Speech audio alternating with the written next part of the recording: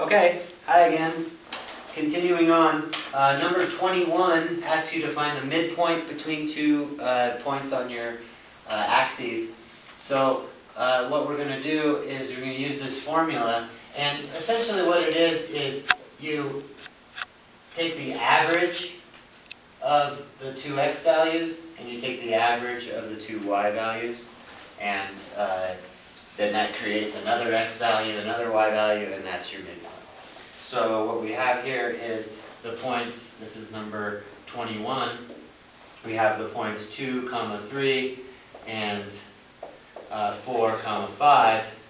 So if I look at the x values here, that's these. Those are the x values. So I'll do what it says to do here, to add the x values and divide by 2. 2 plus 4 over 2. And then I'll take the y values and I'll add those.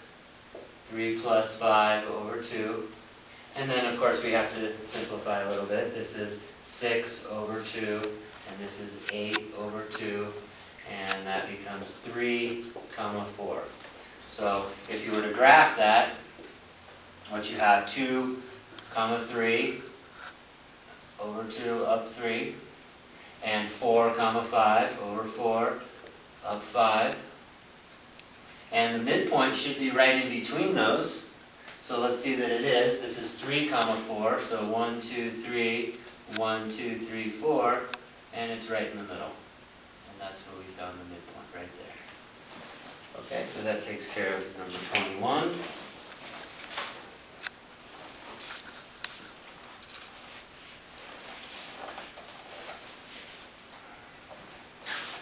Number 23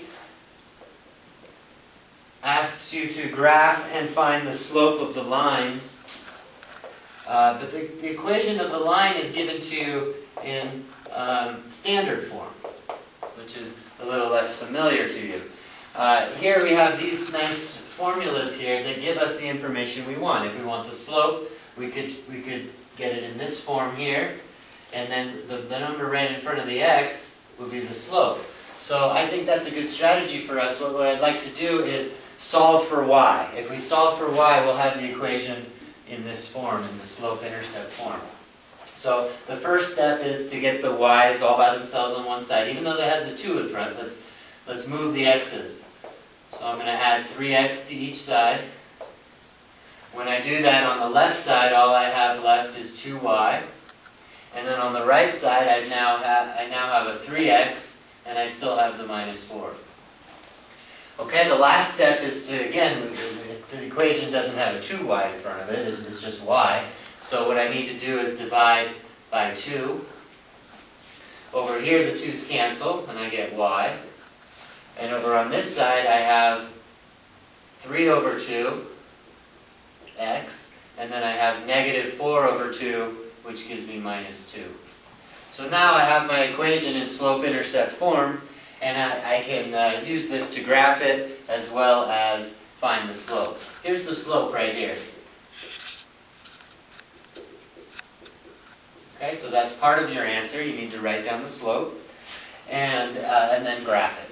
So this is the same as before. I have the y-intercept, so let's put that on the graph. And this is my starting point. And then the slope, that's rise over run. So the rise is 3. I'm going to go up 3. And I'm going to go to the right 2. Okay, so up 3 and over 2. That gives me a new point. Now I connect the dots and extend it out, and there's my line.